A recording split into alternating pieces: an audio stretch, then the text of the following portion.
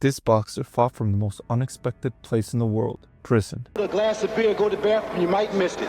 This is going to be one of the most exciting fights that y'all have seen in a long time.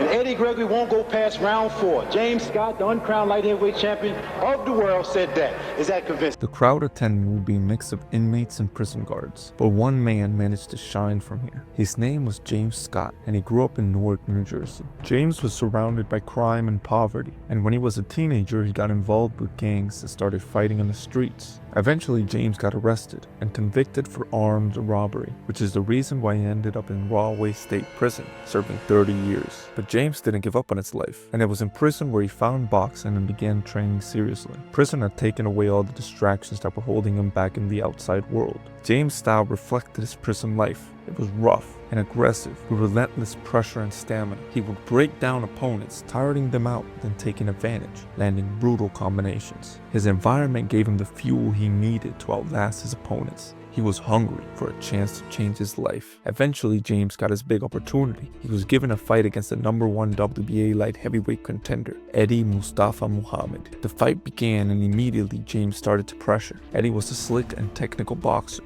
so he tried to use his jab and lateral movement to keep James away. Eventually, James outworked Eddie and beat him to become the #1 contender. But this story doesn't have a happy ending, since even though he was ranked as a top contender, they barred him from fighting for a title due to his criminal status. Then his career faded as legal troubles and the end of the prison boxing program caught up to him. But even though the story doesn't have the happy ending we all wanted, it still goes to show what's possible to do when you set your mind to something, so we can all remember the prison boxer who defied all odds and became a contender from behind bars.